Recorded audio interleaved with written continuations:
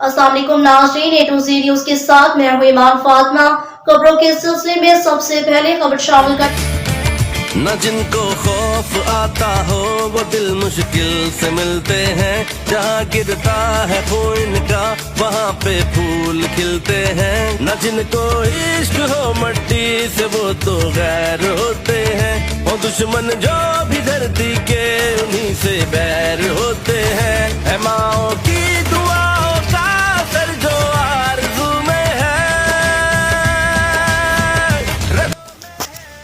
6 सितंबर यौम दिफा पाकिस्तान अपने वतन की मिट्टी से मोहब्बत की तजदीद का दिन है। ये दिन है इस अहद का कि ए हमारे प्यारे वतन, हम मिट तो सकते हैं मगर कभी भी तेरी हुर्मत पर आंच नहीं आने देंगे।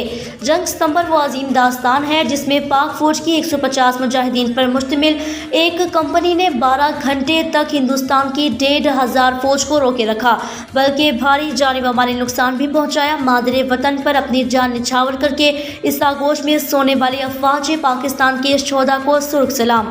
तहरीर व तरतीब इंतजार Hussain, A to Z news Pakistan.